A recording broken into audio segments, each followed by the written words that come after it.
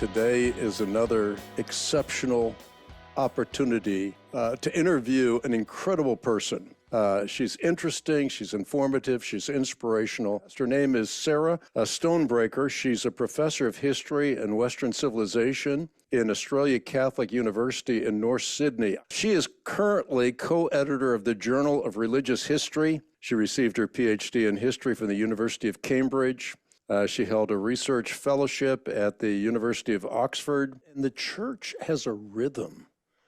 There are seasons of the church, and we order our lives as Christians around the rhythm of the church. It invades every aspect of our life, so it's not going to church, it becomes a way of life.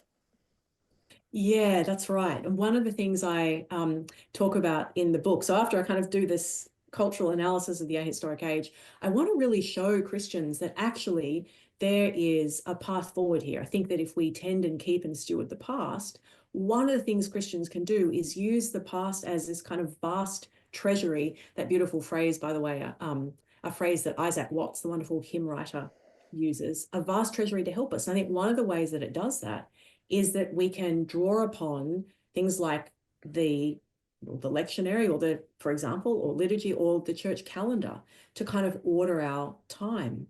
My family did this we began doing this a couple of years ago when we decided to kind of really lean into the church calendar and what in the Anglican tradition is called the daily office. And we sort of step by step, gradually, we're reorienting our time and redeeming our time, I think, around these kind of historic practices that enabled us to kind of structure our time around the story that God gives us and the rhythms of life that structure the church. And these are kind of daily rhythms, like we meet for prayer in the morning, like we pray morning prayer in my family. But again, historically, there's morning prayer in different Protestant denominations, and in all kinds in the Eastern Church and the Catholic Church, there are kind of historically, actually, Christians have structured their days around cycles of prayer and devotion.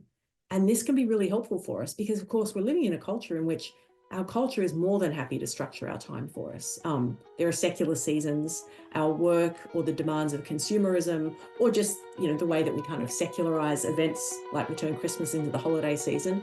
We're actually living in a culture which is going to structure our time for us if we let it.